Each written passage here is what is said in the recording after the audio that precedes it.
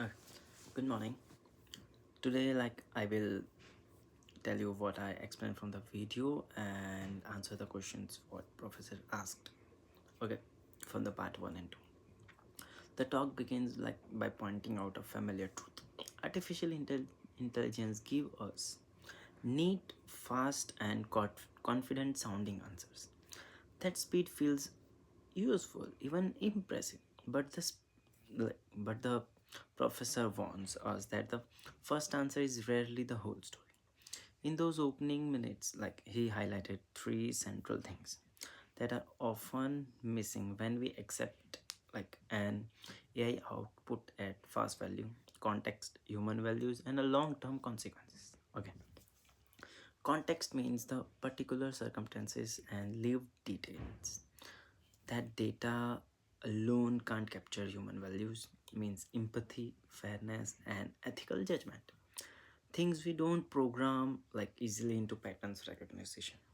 And long-term consequences are the downstreams of effects and unintended harms. That's short, tidy answers typically overlooked. Second, the professor introduced the idea of active follow-up. Active follow-up is the habit of interrogating an answer rather than accepting it. Okay.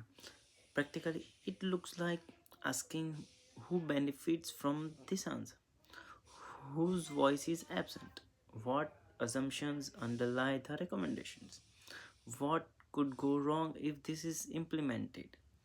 These follow up questions change AI from a one step response into a starting point for thought. Like the professor emphasizes that this is not anti technology, it is pro responsibility. AI can speed insight, but human oversight provides judgment. Third, and most important, the talk places responsibility squarely on us. As tools become more powerful, our role is not surrendered decisions making to algorithm, but to use them thoughtfully. The professor calls for curiosity, humility, and moral imaginations, qualities that let us fill the gaps the machine leaves behind. Now, the professor asked directly, what is missing when we accept a quick AI answer? What should we do instead? My answer on this is, what is missing is depth, the dense fabric of context, ethics, and foresight. And what we should do instead is simple but disciplined.